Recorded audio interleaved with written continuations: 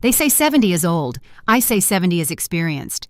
I've weathered enough storms in business, in grief, in family to recognize danger when it stands across the room in high heels and a designer dress. My name is Margaret Collins, and on the night of my retirement party, I caught my daughter-in-law trying to poison me. The kitchen of my home in Westfield glowed warm that evening, filled with laughter and the clink of glasses. I had just sold the consulting firm I built from scratch 15 years ago after my husband passed. $23 million. That number was whispered in every congratulatory hug, every too-long handshake. Success, they called it. To me, it was survival rewarded. My son Daniel insisted on hosting. "Mom, you deserve to celebrate," he had said, those earnest brown eyes of his almost convincing. His wife Amanda volunteered to handle the details. That should have been my first warning. Amanda usually whined about loading a dishwasher, yet tonight she had transformed into Martha Stewart incarnate, arranging flowers, polishing silver, fluttering about with a smile that didn't reach her eyes. I mingled with neighbors and colleagues, my heart surprisingly light. Then out of the corner of my vision, I saw it. Amanda standing at the champagne table, glancing around like a child stealing candy. From her purse, she pulled a small amber vial. My pulse quickened. With practiced care, she tilted it over a glass, the one with the tiny chip on the rim, the glass I always used at parties. A few drops of clear liquid slid in. She swirled it once, set the vial back into her bag, and plastered on a smile. In business, I'd learned never to panic at the first sign of trouble. Panic clouds judgment. Instead, I walked to the table, lifted a fresh glass, and raised it high as colleagues toasted my next chapter. Amanda, ever attentive, brought me that glass a moment later. "Margaret, you've earned this," she cooed, holding it out. I smiled, accepted it, and let the liquid catch the light.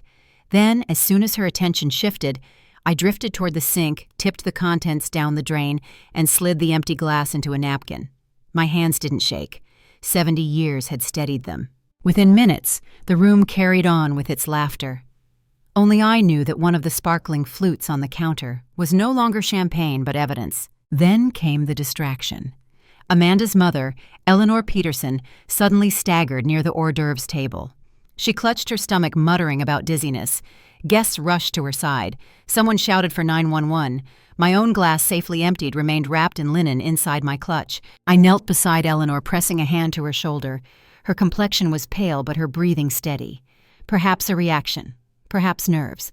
But it was enough for Amanda to wail convincingly, mascara streaking, while Daniel hovered too close, whispering reassurances that sounded rehearsed. When the paramedics arrived, I moved deliberately. "This glass might need to be checked," I said, offering the napkin-wrapped flute. "Please treat it as evidence." I gave them my card, clear and steady, the way you speak when you want your words to echo later in a courtroom. Amanda froze at the sight, just for a second, but I caught it, the flicker of panic quickly smothered beneath feigned concern. As Eleanor was lifted onto a stretcher, I overheard one paramedic murmur, "Acute reaction. Possible toxin. Before we dive into family betrayal stories, drop a comment and tell us where you're watching from."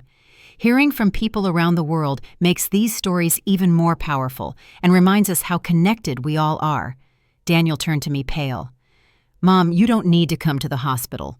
We'll handle it. You stay here." Stay here where the poisoned glass had been meant for me. How thoughtful. "Nonsense," I replied, sliding my purse over my shoulder. "Eleanor is practically family. I'll follow in my car." The ride to St. Mary's Hospital blurred with sirens. My mind, however, was crystal sharp. Amanda had not counted on me noticing her little performance. She had not counted on a woman of 70 knowing the difference between paranoia and pattern recognition. At the hospital, I lingered near the triage desk listening. The doctor muttered something about plant alkaloids. Amanda paced in heels that clicked like a metronome of guilt. Daniel's phone buzzed endlessly. He ignored half the calls, his jaw tight. "It must have been food," Amanda repeated to anyone who would listen. "Something at the party. Poor Mom." I touched her arm with a smile that could slice steel. "Perhaps. Lucky she didn't drink much champagne." Her step faltered, barely, but I noticed. 3 hours later, the doctor declared Eleanor's stable tests inconclusive. Amanda exhaled like she'd been holding her breath all night. Daniel suggested again that I not drive home alone. "You're 70, Mom. Anything could happen." I kissed his cheek, calm as stone. "That's true, son. Anything could happen." Back in my kitchen, I poured a glass from a new, unopened bottle. I let the bubbles rise, tasted safety, and sat at my oak desk. The legal pad waited. So did the questions. Why poison me now after the sale of my company? Why push Sunset Manor brochures into my mailbox last month? Why did Amanda's manicure cost more than a week's groceries when their mortgage was drowning them? I wrote one sentence at the top of the page: they want the money before I'm ready to give it. Then I underlined it twice. I wasn't just fighting for wealth. I was fighting for independence, for dignity, and for the granddaughter who still saw me as her anchor in a family drifting off course. At 70, I was not old. I was just getting started. Morning came heavy, like the house itself knew what had almost happened inside its walls. I barely slept. Every creak of the old oak floors reminded me of Amanda's hand tipping that vial. I brewed black coffee strong enough to steady my thoughts and drove back to St. Mary's before visiting hours began. Eleanor Peterson deserved to know she wasn't the only one who had felt something strange that night. More importantly, I needed to see how Amanda handled daylight. Guilt always wears thin when the sun is up. The waiting room smelled of antiseptic and burnt coffee. Amanda was already there, pacing in her heels, her phone clutched like a lifeline. Daniel sat hunched over Tyloo, scrolling through emails he wasn't reading. They both looked up when I entered. "Mom, you didn't have to come," Daniel said quickly, as though my presence complicated a script he'd rehearsed. "Nonsense," I answered, sliding into the chair beside him. "Eleanor is practically family. I want to hear how she's doing." Amanda forced a smile. "The doctors say it wasn't food poisoning, probably just a reaction to her medications." I studied her. Perfect hair, flawless makeup, but her hands trembled when she reached for her coffee. Eleanor didn't take more than vitamins, and Amanda knew it. The lie was sloppy, born of panic. I leaned closer, lowering my voice. "Interesting, isn't it, that she mentioned the champagne tasted bitter?" Amanda froze mid-sip. For half a second the mask slipped. Her eyes darted to Daniel before snapping back to me. "Bitter? That's odd. Maybe the bartender didn't rinse the glasses well." Daniel's jaw tightened. He wasn't looking at either of us. His gaze was fixed on the floor tiles. Hours passed. A doctor finally emerged, assuring us Eleanor was stable but needed rest. Amanda sighed with dramatic relief, pressing a hand to her chest, as if she'd narrowly avoided widowhood herself. I thanked the doctor and excused myself. In the parking lot, Daniel caught up. "Mom, maybe you should stay with us a few days, just until things settle down." I unlocked my car slowly, and why would I need that? You're 70, living alone in that big house. What if something happened to fall a heart episode? You wouldn't want to be alone. The words were almost identical to Amanda's the night before. They were running plays from the same playbook. I smiled thinly. How considerate. But I think I'll be fine. Besides, I just invested in a new security system. Motion sensors, cameras, panic button. Daniel blinked, caught off guard. "Security since when?" "Since I realized being prepared is not the same as being paranoid." His phone buzzed again. Amanda's name lit the screen. He silenced it, muttered something about checking in later, and hugged me goodbye. His arms were stiff, like he was embracing a contract rather than his mother. Back home, I spread my notes across the dining table. Years of consulting had trained me to map problems clearly. Columns of facts, columns of motives, columns of opportunities. Facts. Amanda poured a substance into my glass. Eleanor collapsed. Champagne tested bitter. Motive $23 million from the sale. Mortgage drowning them. Amanda's boutique failing. Daniel's firm bleeding cash. Opportunity retirement party. Alcohol flowing. Dozens of guests. Easy to call it natural causes. It fit too neatly, too well. The phone rang. Amanda's voice oozed false warmth. "Margaret, I couldn't sleep last night. I kept thinking, are you sure you feel all right? No dizziness? No stomach upset?" How thoughtful, checking whether her poison had landed. "I'm perfectly fine," I replied. "And Eleanor?" "Stable, thank goodness. Doctor says it must have been a medication mix-up. Anyway, you rest okay. We wouldn't forgive ourselves if something happened to you." I let her words hang. Amanda. "I've managed myself quite well for 70 years. I don't intend to stop now." She laughed lightly too quickly. "Of course, but maybe consider what Daniel suggested just for peace of mind." Click. That evening, Daniel arrived with a box of pastries from my favorite bakery. He moved around the kitchen like he owned the place, opening cupboards, pouring coffee without asking. Familiar, but wrong. "How are you holding up, Mom?" "I've survived worse board meetings," I said. He smiled, but it didn't touch his eyes. "The thing is, Jessica and I think it's time you considered a different arrangement, a community. Sunset Manor, for example. There it was, the pitch. He pulled up a glossy website on his phone, Smiling Seniors Golf Courses Spas. It's not a nursing home, Mom.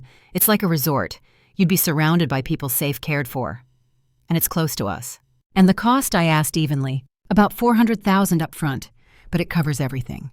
Lifetime care. I sipped my coffee slowly, letting the silence weigh on him. $400,000 would clear a nice portion of their debt, and once I was tucked away behind manicured hedges who would hold the keys to the rest of my fortune. It sounds comfortable, I said at last. But I've grown fond of my own house. Your father built it with his hands. Hard to replace that. Daniel leaned forward earnest. Dad's been gone 15 years. Don't you think it's time for a new chapter? For a fleeting moment, my heart ached. If I hadn't seen Amanda's vial, if I hadn't noticed their rehearsed lines, I might have believed him. But I had seen, and I knew. I set my cup down and smiled. I'll think about it. Relief flooded his face. He thought he'd made progress, but what I was really thinking about was my next move. That night alone in my study, I called Robert Hayes, my attorney of 20 years. Robert, I said, my voice steady. We need to talk tomorrow, urgently.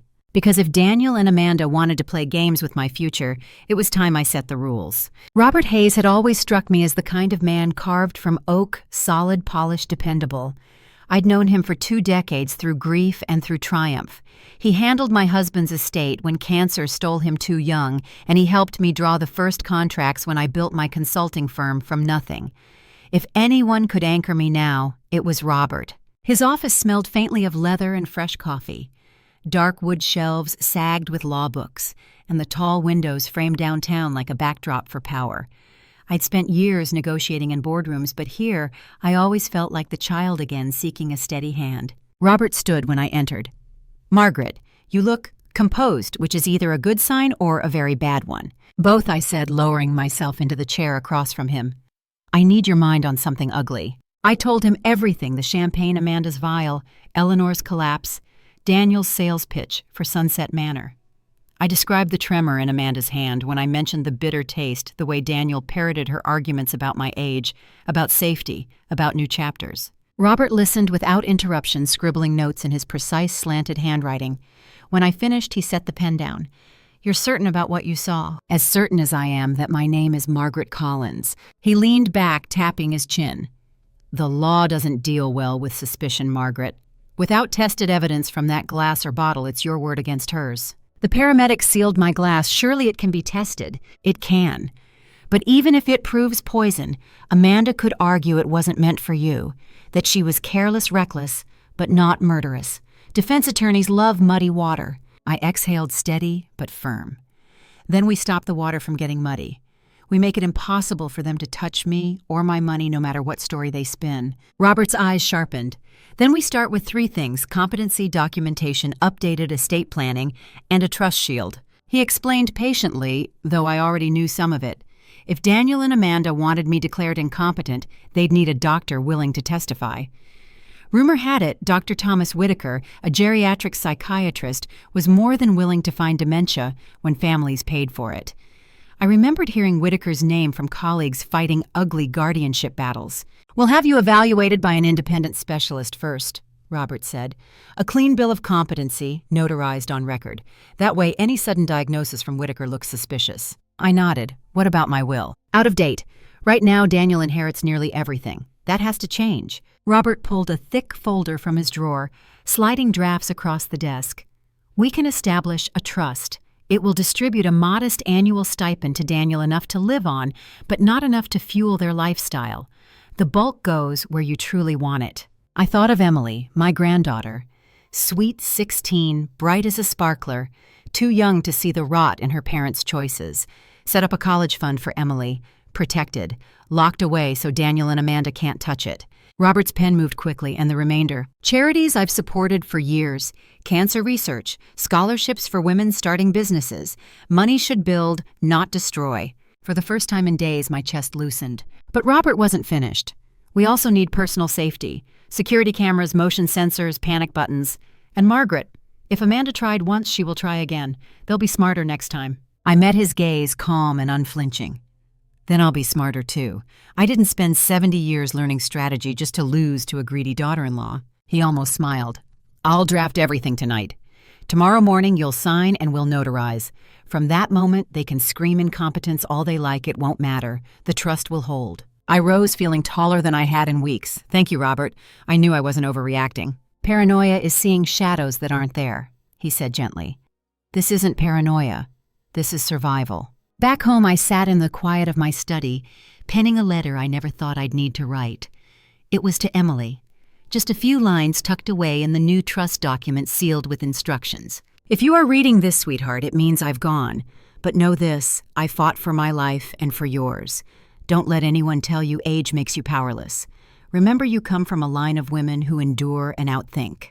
I believe in you. I sealed the envelope with steady hands. For the first time since the party, I didn't feel like prey. I felt like the hunter. Amanda and Daniel wanted to play games with my future. Starting tomorrow, they would be playing by my rules. And I've always been very, very good at winning. If you're still watching, comment 1 so I know you're still with me. The morning after signing Robert's drafts, I felt lighter, like I'd swapped a leaky umbrella for a steel roof. My estate was protected. My competency documented, my will sharpened like a blade. But defense wasn't enough. If Amanda had the audacity to lace my champagne, she wouldn't stop, because a lawyer shuffled papers. She'd only grow bolder. I needed a fence. That's why I dialed Linda Carver. Linda wasn't the trench coat-wearing detective of paperback novels. She was brisk, practical, with cropped auburn hair and an eye that could strip you down to the truth in 3 seconds. We'd crossed paths years ago when I was vetting a potential business partner. She'd uncovered that his thriving import company was really a money laundering front. I cut ties. He went to prison.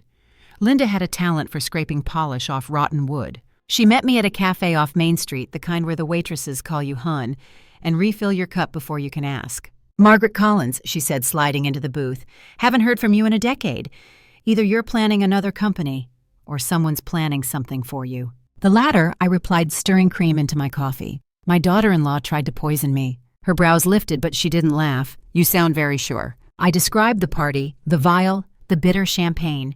I told her about Amanda's sudden transformation into hostess of the year, Daniel's pitch for Sunset Manor, and Robert's warnings about guardianship scams. Linda didn't take notes.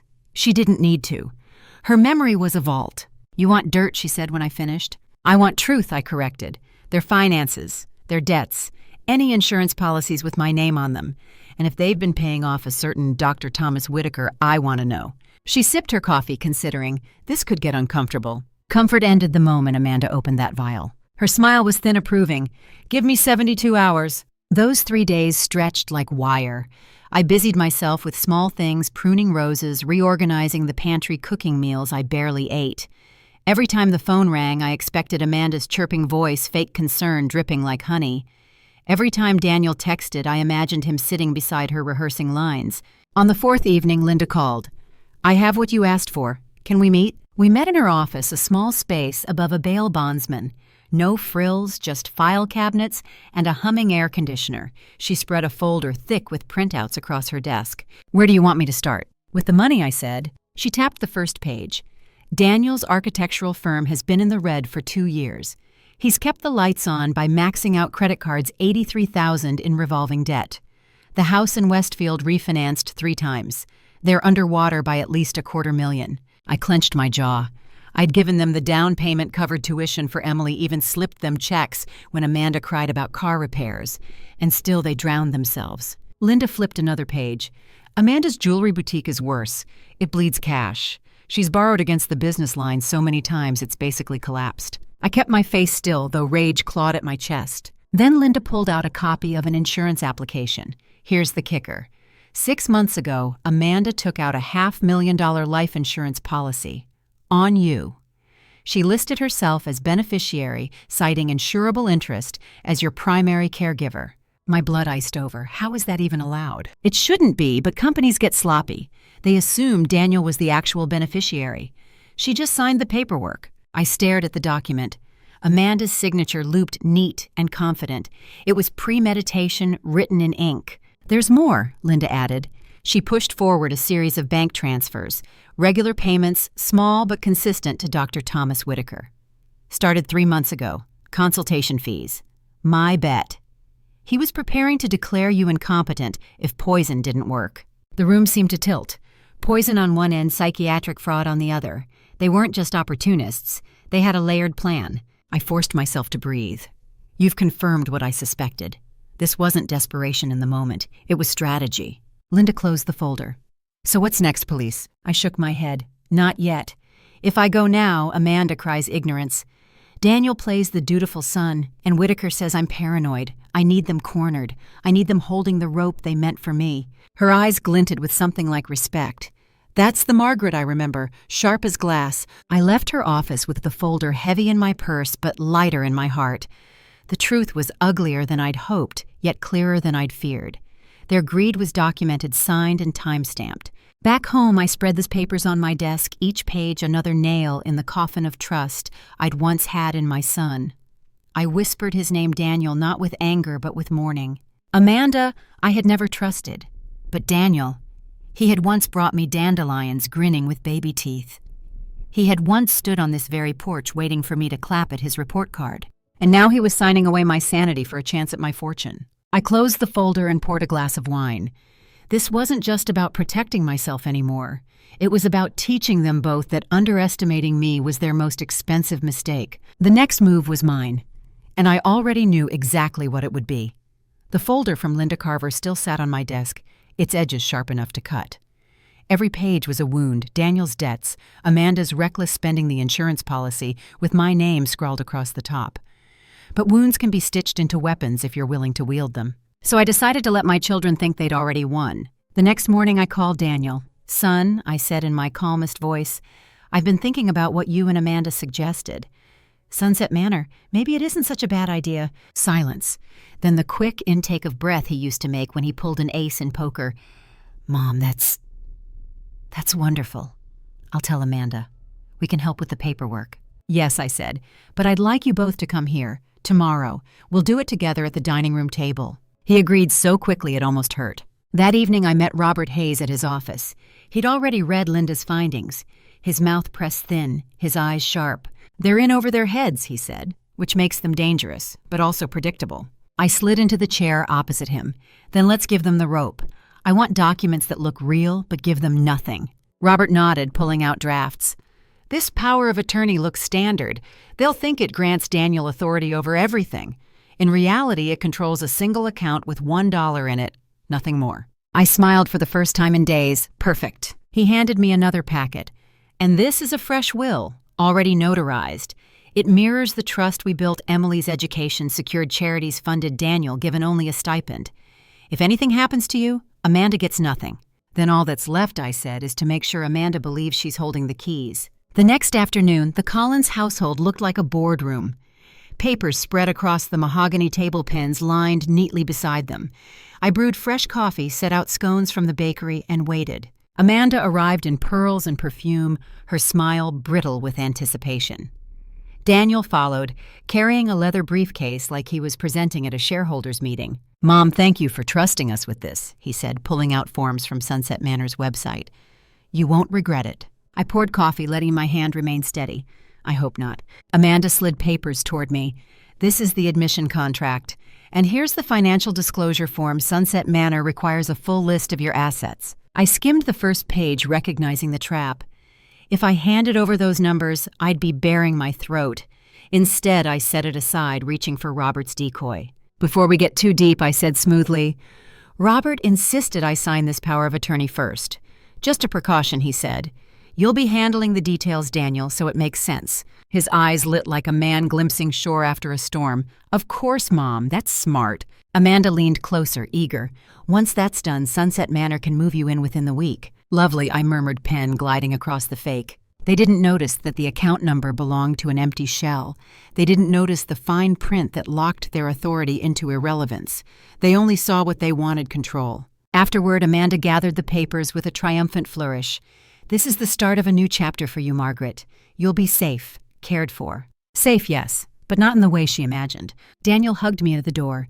His arms were stiff, his voice rehearsed.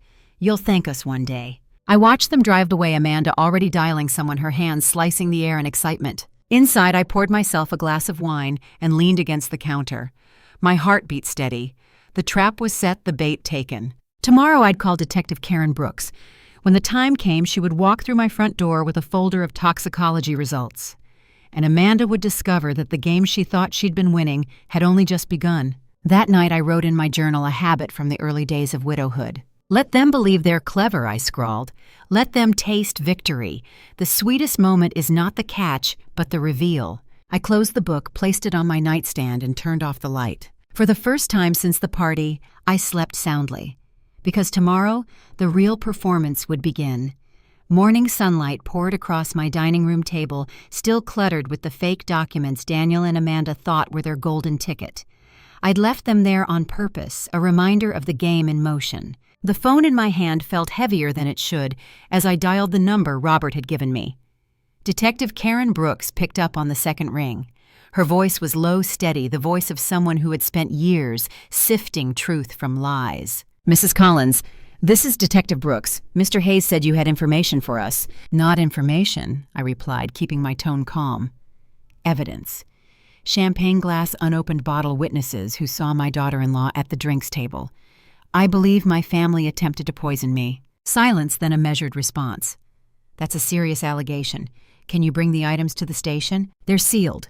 The paramedics took them. Remember St. Mary's ER logged the glass and bottle. Check the chain of custody. I heard papers shuffle. Yes, I see it here. Toxicology already in progress. Preliminary results in 48 hours. I allowed myself a slow breath. Detective, by then, Amanda and Daniel will think they've won. I need you at my house when I call them back. Let's catch them in the act of celebrating. Brooks agreed to keep me updated. When I hung up, I found my hand trembling for the first time, not from fear anticipation. 2 days later, the detective's sedan pulled into my driveway just after dawn. She stepped out trench coat, brushing her knees, a folder tucked under her arm.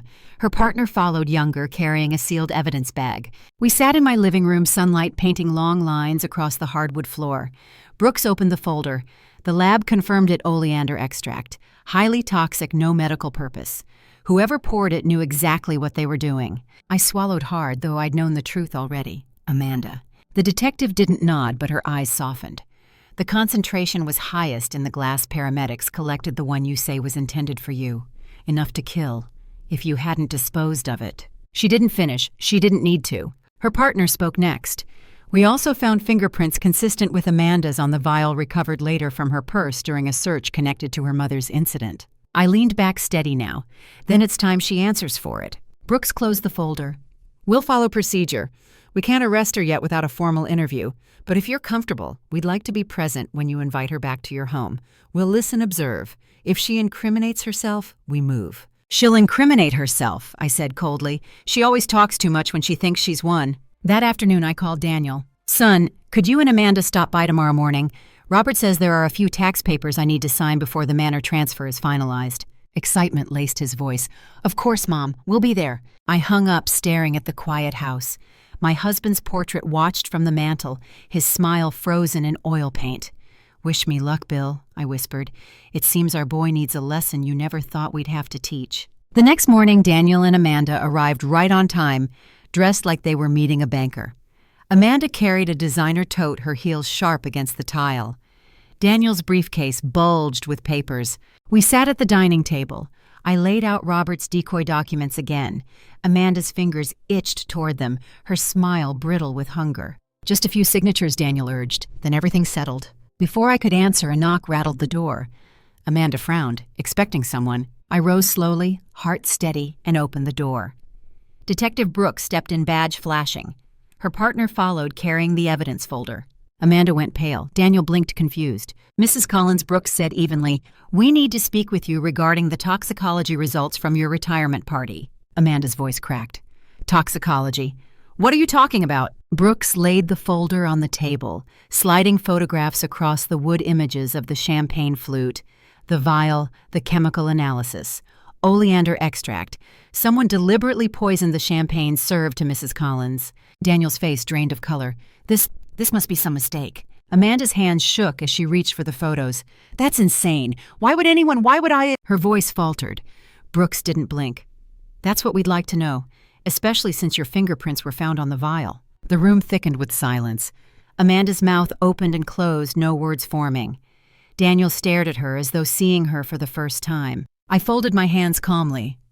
"Detective, if you'd like to continue this conversation formally, I believe Amanda should accompany you." Brooks nodded. "Mrs. Collins, you'll need to come with us for questioning." Amanda sputtered, looking from me to Daniel. You set me up." I met her eyes steady as steel. "No, Amanda, you set yourself up. I just refused to drink." As the detectives led her away, Daniel slumped in his chair, head in his hands.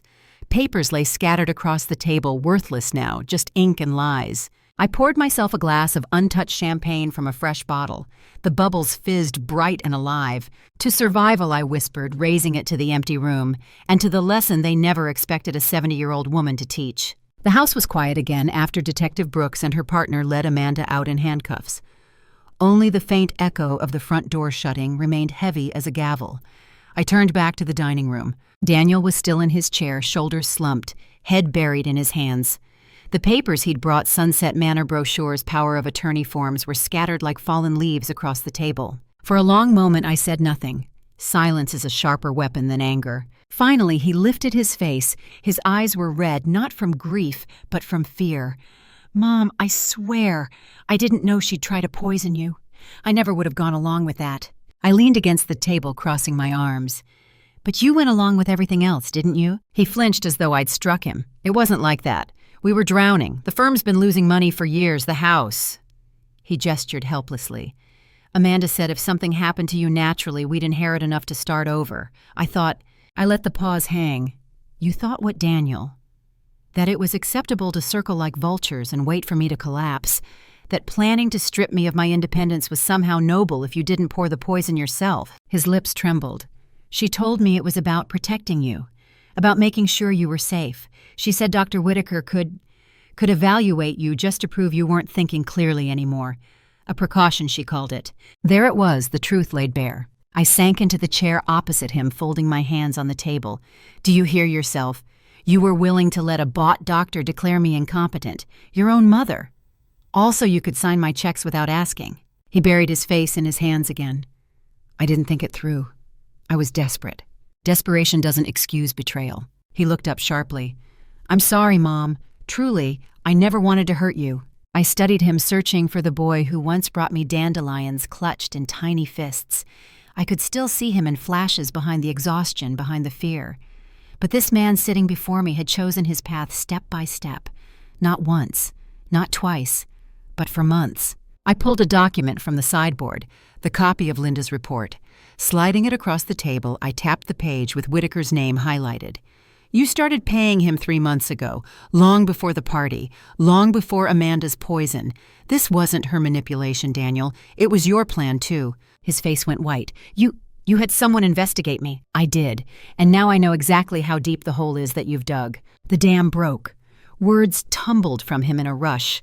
The loans, the refinancing, the credit cards used to pay other credit cards, Amanda's boutique draining money like a sieve, his own pride too fragile to admit failure. "I thought I could fix it," he whispered. "If we just got through this year, if we just had the money." "You thought sacrificing me was the solution." He winced. "I didn't think of it that way." "Then how did you think of it, Daniel?" My voice was quiet steel wrapped in silk. "Because from where I'm sitting, you weighed my life against your debt and decided numbers mattered more." He reached across this table, desperate. "Please, Mom, don't give up on me. I'm still your son." I drew my hands back before he could touch them. "You are my son. That's what makes this the deepest cut of all." Silence pressed in again. The only sound was the tick of the grandfather clock in the hallway, steady, relentless. Finally I stood. "The law will decide Amanda's fate. But yours, Daniel, that rests with you. You can either cooperate with the investigation, tell the truth and face the consequences like a man, or you can keep lying and let what little trust remains between us rot away completely." His chin trembled. "What if I lose everything?" "You already did," I said softly. "You lost my trust the moment you chose her schemes over my life." I gathered the papers from the table, sliding them into a folder. My steps felt heavy, but my back was straight. At the doorway I paused. "I may be 70, Daniel, but I am not weak and I am not blind. Remember that." He didn't answer. His shoulders shook as I left him there among the ruins of his carefully laid plans. In the quiet of my study, I closed the door and let myself breathe. My heart ached, but my resolve hardened. Amanda might face prison bars. Daniel still had a chance to choose honesty over deceit. But whether he chose redemption or ruin, I would survive. Because 70 is not the end of power. It is the age where power finally stops asking for permission. The morning after Daniel sat crumpled at my dining table, I drove downtown to Robert Hayes' office. My hands were steady on the wheel, but my chest felt heavy. Confronting my son had drained me, though I hadn't let him see it. Strength, I'd learned, is often performance. Robert greeted me with his usual calm precision. Papers already lay waiting on his desk, neatly tabbed and highlighted. Detective Brooks sent over the toxicology results and evidence reports, he said. We need to strategize before the district attorney gets involved. I settled into the leather chair, smoothing my skirt. Amanda will deny everything. Daniel will try to cast himself as ignorant. What do we need to make sure their lies don't stick? Robert adjusted his glasses. 3 things: corroboration, motive, and pattern. He outlined it like a chessboard. Corroboration. Eleanor's testimony about the bitter champagne. My own eyewitness account of Amanda with the vial. Toxicology results matching the residue. Motive: financial records from Linda Carver, showing their debt, the insurance policy Amanda took out in secret, and the payments to Dr. Whitaker. Pattern: the repeated attempts to push me toward Sunset Manor, the rehearsed lines, the psychiatric consultations. I felt the familiar hum of strategy in my veins. This wasn't just defense, it was offense. They'll try to discredit me, I said, paint me as paranoid, confused, vulnerable at 70. Robert's smile was thin but sharp. That's why we'll have the competency evaluation notarized and ready. The psychiatrist I sent you to his report came back flawless. Cognitive function excellent. No trace of impairment. If Daniel's lawyer dares raise the issue, we bury them with that report. I let out a slow breath I hadn't realized I'd been holding. Good. That afternoon, Detective Brooks visited my home. She walked the perimeter first, noting the cameras and sensors newly installed, then joined me in the study.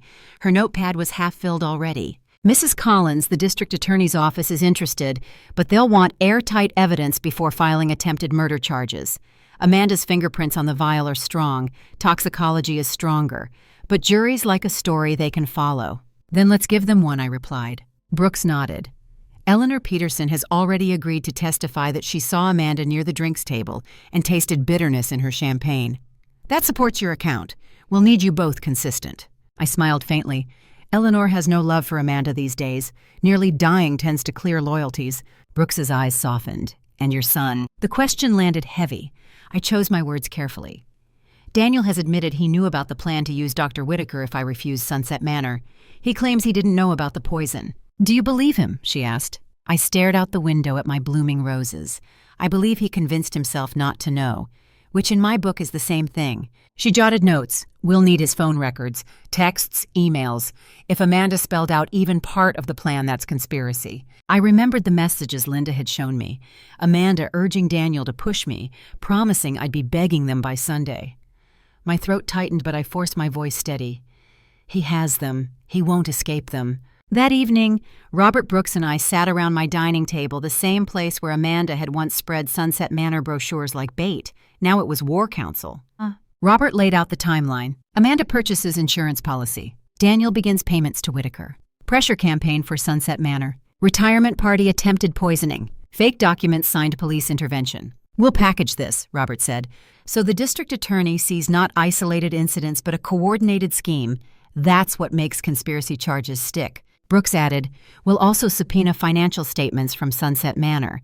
If Amanda or Daniel had already contacted them, it strengthens motive. Shows they were preparing your removal. I traced a finger along the table's grain, remembering holiday dinners, birthdays, moments when this home had felt safe. I want to make sure Emily is kept out of this. She's 16. She deserves better than to see her parents' greed splashed across headlines. Brooks's gaze softened. We'll shield her as much as possible, but you can't shield her from the truth forever. I nodded, swallowing the ache in my throat. I know. And maybe it's better she learns that truth from me. When the meeting ended, I walked them both to the door. Brooks paused, hand on the knob. Mrs. Collins, you've been remarkably composed through all this. Most people would be terrified. I met her eyes steady. Fear doesn't keep you alive. Strategy does. She smiled faintly. Then I'd say you have both. Later, alone in the quiet, I gathered the papers into neat stacks. Evidence. reports, statements. They weren't just proof they were Shield's armor against the people who should have protected me instead of plotting my downfall. I poured a glass of wine and sat in the garden as dusk fell, fireflies blinking among the roses. Amanda thought age made me weak. Daniel thought desperation excused betrayal. But they'd both forgotten the lesson life had carved into me long ago.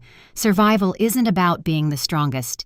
It's about being the smartest when the storm comes. And this storm, I was ready to weather it and make sure they never forgot who they had underestimated. I'd hoped to shield my granddaughter from the ugliness of all this. 16 is too young to carry the weight of betrayal. But some truths arrive whether you open the door or not.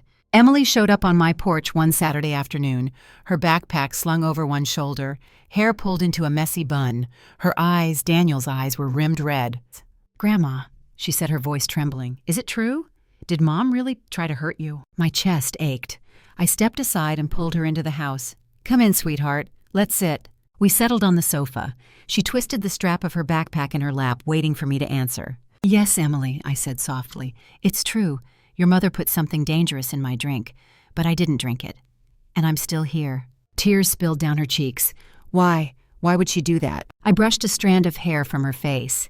"Because sometimes grown-ups let fear and greed twist them.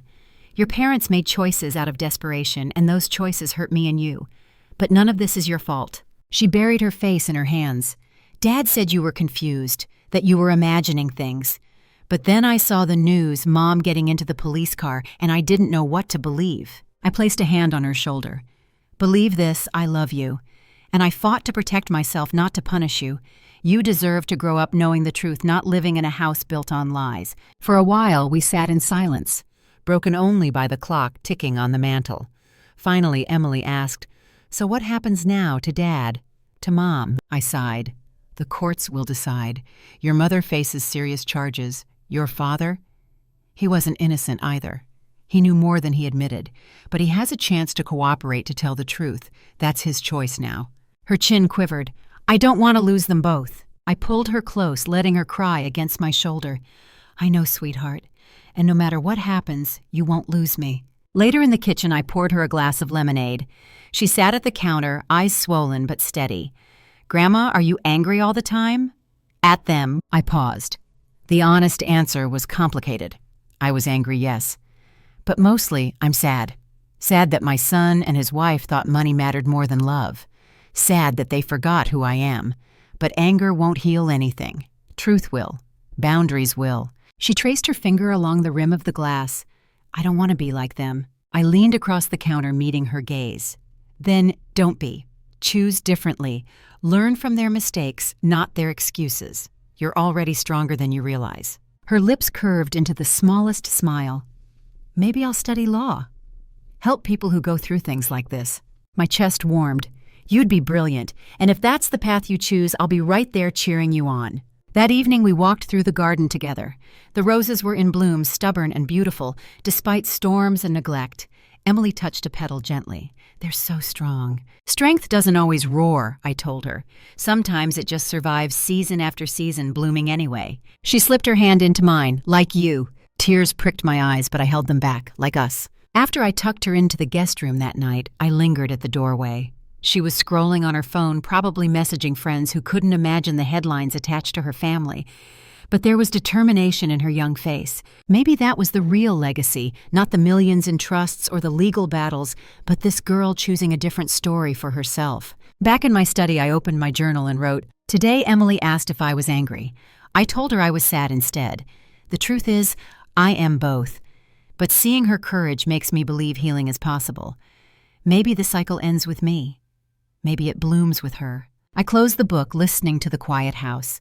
For the first time in weeks, it didn't feel like a fortress under siege. It felt like a home again. And with Emily here, even just for the night, I remembered why I had fought so hard to survive. Not for money, not for pride, but for the future. The courthouse smelled of polished wood and nerves. I'd walked through its doors before once for zoning permits, when I launched my firm once for probate after Bill died. But this time, the stakes were personal. Not contracts, not property. My life, my dignity, my son. Robert Hayes walked beside me, steady as always, briefcase in hand. His calm was infectious. "Remember, Margaret?" he murmured. "You're not the one on trial. Amanda is. Daniel will have to answer questions, and we have the evidence stacked higher than their excuses." Detective Karen Brooks met us outside the hearing room, file tucked under her arm. She gave me a small nod. The DA is confident. Toxicology, the insurance policy, the payments to Whitaker, it paints a clear picture. I adjusted my scarf spine straight. Clear enough even a jury can see it. Her lips curved faintly. That's the plan. Inside, the chamber buzzed with low voices. Amanda sat at the defense table, hands cuffed in front of her eyes, darting like a trapped animal. She wore beige, jail-issue clothing, a far cry from the pearls and perfume she'd paraded at my party. For a fleeting second, pity flickered. Then I remembered the bitter smell of champagne and the insurance document with her signature. Pity extinguished itself. Extinguished. Daniel sat behind her, not cuffed, but looking smaller than I'd ever seen him. Shoulders hunched, tie askew, skin pale. When our eyes met across the room, his face crumpled. He looked away. The judge entered, and the room rose. Formalities blurred until the prosecutor began. "Your Honor, the state intends to prove that Amanda Collins deliberately attempted to poison her mother-in-law, Margaret Collins, with oleander extract at a social gathering with financial gain as motive. We will show that her husband, Daniel Collins, while not directly administering the poison, participated in a broader scheme to seize control of Mrs. Collins's assets through fraudulent guardianship." Every word landed like a hammer. Amanda's lawyer objected, tried to paint it as family misunderstanding. But when Detective Brooks took the stand, her testimony was clinical. She described the toxicology results, the fingerprints on the vial, the chain of custody. Facts that couldn't be painted over. Then came Eleanor Peterson. Fragile but determined, she told the court how the champagne had tasted bitter, how she'd seen Amanda fiddling near the glasses. Her voice shook, but her honesty was unshakable. I watched Amanda squirm, her polished mask cracking. Then Daniel was called. He walked to the witness stand like a man heading for execution. He raised his hands, swore the oath, and sat down staring at the microphone as though it were a guillotine. The prosecutor's voice was firm. "Mr. Collins, did you and your wife encourage your mother to consider moving into Sunset Manor?" Daniel's throat bobbed. "Yes." "Did you pay Dr. Thomas Whitaker for consultations regarding your mother's mental competency?" A pause. His hands clenched on the railing. "Yes." A murmur rippled through the room. "Did you believe your wife intended to harm your mother?" His head dropped, silence stretched. "Mr. Collins," finally a whisper, not at first, but yes, by the night of the party I suspected. I closed my eyes. Hearing it aloud still pierced deeper than I'd expected. The prosecutor pressed. "And yet you allowed the party to proceed. You did nothing to stop her." Daniel's voice cracked. I didn't know how. I thought, maybe she was bluffing. I was wrong. When cross-examination came, Amanda's lawyer tried to twist Daniel's words, but the damage was done. He had admitted knowledge. He had admitted complicity. Robert leaned close, whispering, "That Locke's conspiracy. Even if Amanda tries to shoulder it all, Daniel's tied in." I sat perfectly still, hands folded in my lap, outwardly calm. Inside, my heart ached. My son had just condemned himself, and there was no joy in that. Only the cold satisfaction of truth revealed. When the session ended, the judge set a date for full trial.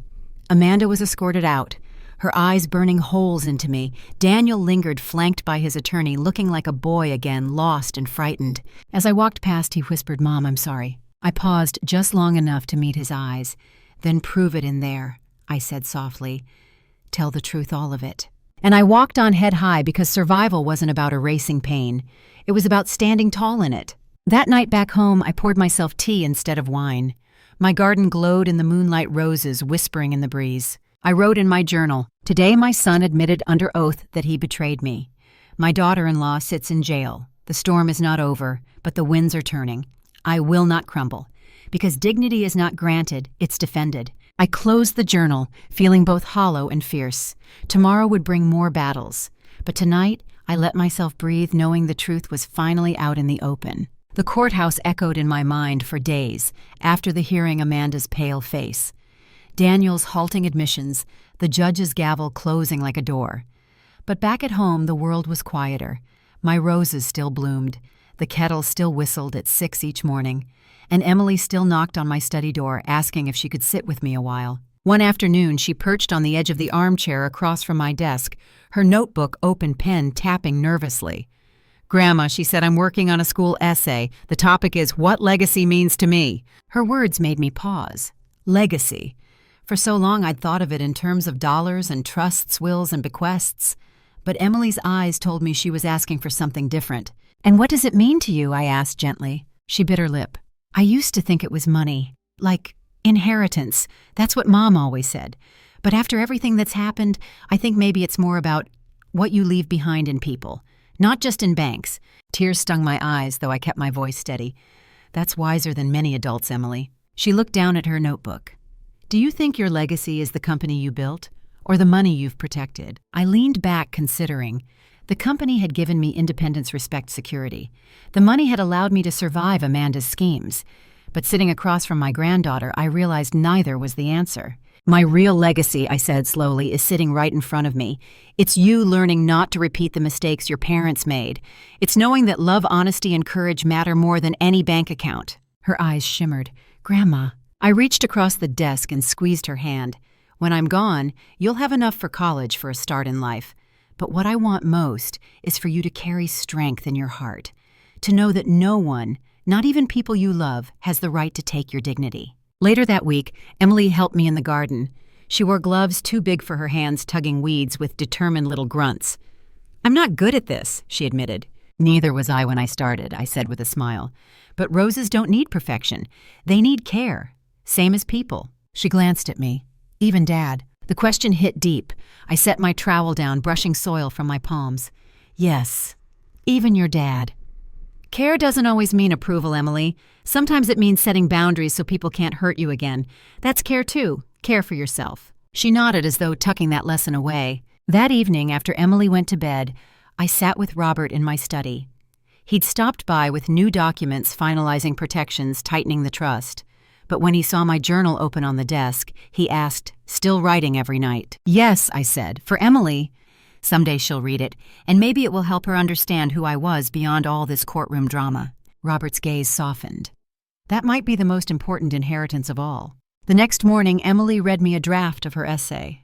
Her voice trembled but grew stronger with each line. "Legacy isn't just money. It's the lessons we leave behind. My grandmother taught me that strength doesn't roar. It blooms quietly like roses surviving storm after storm. Her legacy to me is not only the education she's giving me, but the example of fighting for dignity, even against people you love." By the time she finished, tears streamed freely down my cheeks. "That's beautiful, sweetheart," I whispered. "You've captured everything I could have hoped for." She grinned shyly. "I got it from you." That night, as I closed the house and turned off the lights, I realized something. Amanda might face prison. Daniel might face judgment. The money would remain locked in trusts, safe and silent. But my true victory was here in Emily's voice, her courage, her refusal to carry her parents' mistakes forward. I stood at the window watching the moonlight drape over the garden.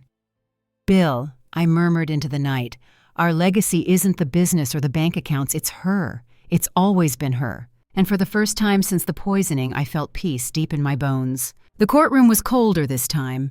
Not the draft of air conditioning, but the atmosphere, the tension of a trial no longer theoretical but real. Amanda sat at the defense table, wrists free, but posture rigid, her lawyer whispering in her ear. Daniel sat behind her, a shadow of himself, hair unkempt, tie loose. I walked in with Robert by my side. My scarf was neatly pinned, my back straight. At 70, you learn that dignity is armor. The prosecutor began with opening statements. Amanda had motive, opportunity, and evidence against her fingerprints on the vial toxicology, confirming Oleander the insurance policy she signed. Daniel, while not the one with the poison in hand, had participated in the broader scheme. The jury shifted in their seats, eyes darting between the two. Amanda's lawyer rose, painting her as a devoted wife and mother. "This is a misunderstanding," he said smoothly. "A reaction to medication, not poison. A grieving daughter falsely accused." His words slid across the room, polished but hollow. Then the witnesses began. Detective Brooks testified crisp and factual. Eleanor spoke again, her voice shaky but clear about the bitter champagne. Financial records were displayed on the projector debts, refinances, credit card balances. Numbers don't lie. Then it was Daniel's turn. He shuffled to the stand, avoiding my eyes. Under oath, the prosecutor pressed him. "Did you and your wife discuss your mother's assets?" He swallowed. "Yes." "Did you hire Dr. Thomas Whitaker to evaluate her mental state?" "Yes." "Were you aware of your wife's purchase of a life insurance policy on your mother?" His voice cracked. "Not at first, but later, yes." A murmur rippled through the courtroom. "And yet you did nothing to stop her." He dropped his head. "No." The prosecutor's tone sharpened. "Mr. Collins, you allowed your wife to move forward with a plan that endangered your mother's life. Do you deny that?" Daniel's silence was louder than denial. Finally, the bailiff called my name. "Margaret Collins, please take the stand." I rose, every eye in the room following me. My heels clicked softly against the polished floor as I walked to the witness box. The oath was simple truth, whole truth, nothing but the truth. I swore it without hesitation. The prosecutor's first question was gentle. "Mrs. Collins, can you tell the court what happened on the night of your retirement party?" I spoke clearly, steadily. I described the laughter, the champagne, Amanda's nervous glances, the vial from her purse. How I saw her pour it into my glass, the one with the chip I always used. How I switched it with Eleanor's without drawing attention. Amanda's lawyer objected, called it speculation. The judge overruled. I continued, Eleanor drinking, collapsing paramedics rushing in. Amanda's performance of panic, Daniel's sidelong glances. My decision to play along until I had proof. The courtroom was silent, every word echoing against wood and marble. The prosecutor showed me the insurance policy. "Mrs. Collins, is this your signature?" "No, that belongs to Amanda Collins." "And are you aware that she was the sole beneficiary of this policy?" "Yes." The jurors scribbled furiously in their notepads. Then came the defense's cross-examination. Amanda's lawyer leaned forward, voice dripping with doubt. "Mrs. Collins, you're 70 years old, correct? Isn't it possible you misinterpreted what you saw? A small bottle doesn't necessarily mean poison. It could have been an herbal supplement." I met his gaze without blinking. "Supplements don't collapse a woman in 5 minutes. Poison does." A ripple of quiet laughter ran through the gallery. The judge silenced it with a gavel, but I saw jurors hide small smiles. The lawyer pressed again. "Isn't it true you dislike your daughter-in-law?" "I dislike betrayal," I answered evenly, "whether it comes from a stranger or from family." He faltered, moved on, but the damage was done. When I stepped down from the stand, Robert squeezed my hand. "You did perfectly," he whispered. Back in my seat, I let out a slow breath. I wasn't just testifying, I was reclaiming my voice after months of silence, deceit, and danger. Across the room, Amanda's mask had cracked. Her face was pale, her hands trembling. Daniel sat, hollow-eyed, his future crumbling with each admission. That night, back in my garden, I poured tea and listened to the quiet hum of crickets. The trial wasn't over, but I'd done my part. The truth was no longer mine alone to carry. It belonged to the record, to the jury, to justice. I wrote in my journal, "Today, I spoke not just for myself, but for every older woman underestimated by those who think age means weakness. I told the truth and the world listened. The roses swayed in the evening breeze, thorns glinting in the moonlight. Strength, beauty, and defense all in one, just like me." The trial had drained me more than I cared to admit. Each day in that courthouse was like reopening the same wound, stitching it shut at night, only to have it torn open again by morning.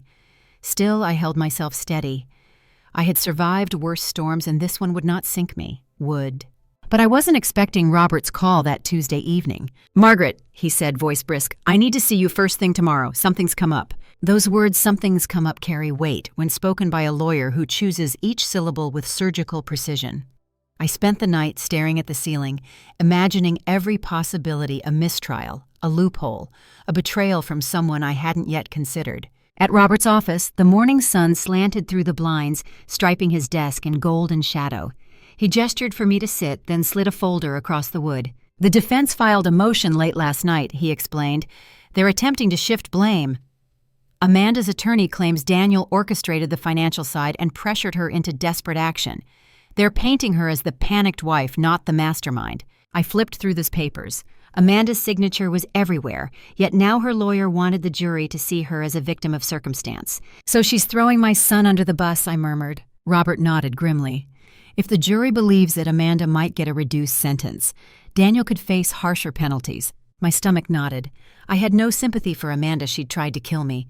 But Daniel, my son, the boy who once drew crayon suns on my kitchen walls, he was about to be crushed by the very woman he'd defended. "What do we do?" I asked quietly. Robert leaned back, fingers steepled. "We let the evidence speak. Amanda's fingerprints, her insurance policy, her purchases of oleander extract, all undeniable. Daniel may have been complicit, but she held the vial." I closed the folder, my heart heavy. Justice had a way of never being clean. That afternoon, Emily came by after school. She tossed her backpack on the sofa and looked at me with those earnest brown eyes. "Grandma, you look tired." I smiled faintly. "Courtrooms aren't restful places, sweetheart." She curled up beside me, tucking her legs under herself. "Dad called me last night." My pulse quickened. "What did he say?" She hesitated. "He said he's scared, that Mom's blaming everything on him. He wanted me to believe he never meant for things to go so far." I studied her face, the way her lips trembled, the conflict in her eyes. She was torn between love for her father and horror at what he'd allowed. "And what do you believe?" I asked gently. Emily's voice was barely a whisper. "I think he's guilty of being weak, of not stopping her. But I don't think he ever wanted you dead, Grandma." I pulled her into my arms, pressing my cheek against her hair. "That's a fair judgment, and maybe one day he'll prove it with actions instead of excuses." Later over tea, Emily set her mug down with unusual firmness. "Grandma, when this is over, I don't want our family story to just be about betrayal. I want it to be about survival, about how you fought back and how I learned from you." Her words pierced me deeper than any cross-examination. "That, Emily," I said softly, "is exactly the legacy I want. Not money, not houses, but you choosing better, carrying the strength forward." She smiled then, a smile that reminded me of Bill when he'd finally land a joke at the dinner table. That night, after Emily left, I sat in my study and opened my journal. My hand shook slightly as I wrote. "Amanda may try to shift blame. Daniel may bear more punishment than he expected. But tonight, Emily reminded me why I endure it all. Because survival is not just for myself. It is for her future, for the truth she will carry into the world long after I am gone." I closed the book, listening to the hum of the night. For the first time since Robert's phone call, I felt steadier, stronger. The storm wasn't finished, but I was no longer afraid. Because storms, I realized, don't last forever, but legacies do. The courthouse felt heavier that morning, as though even the marble floors carried the weight of what was coming. Robert leaned close as we entered the courtroom. "Be ready. Amanda's attorney will play every card he has left. But remember, we have truth. That wins in the end." I nodded, though my stomach churned. Truth is steady, yes, but trials are theater. And Amanda's lawyer knew how to play an audience. He started with sympathy. "Ladies and gentlemen of the jury," he said, pacing smoothly, "my client, Amanda Collins, is a woman under pressure. Her husband's financial recklessness pushed her into desperation. She never intended to harm her mother-in-law. She was manipulated, cornered, left to take the fall." Amanda lowered her head, dabbing her eyes with a tissue. If I hadn't seen her pour that poison with my own eyes, I might have believed her performance. Then came the twist. He called Daniel back to the stand. "Mr. Collins," the lawyer began, his tone oozing sympathy. "Isn't it true that you were the one consulting with Dr. Whitaker for months?" Daniel shifted uneasily. "Yes." "And isn't it true you were the one who first raised concerns about your mother's competency?" "Yes," Daniel whispered. The lawyer pounced. "So if anyone orchestrated this scheme, it was you. My client was merely following her husband's misguided lead." A murmur rippled through the jury box. I felt my chest tighten. Robert's jaw clenched beside me. But then the prosecutor rose, his voice sharp. "Mr. Collins, did your wife purchase an insurance policy on your mother without your knowledge?" Daniel's eyes flickered toward Amanda. "Yes." "Did your wife keep oleander extract in her purse, the same toxin found in the champagne?" His shoulders sagged. "Yes." "And did you personally see your wife at the drinks table the night of the party?" Daniel's voice cracked. "Yes." The prosecutor's voice thundered. "So while you admit complicity in planning to control your mother's assets, who physically carried out the poisoning attempt?" Daniel's eyes closed. "Amanda." The jury leaned forward, the illusion of Amanda's victimhood crumbling before their eyes. When Amanda herself was called, her mask faltered.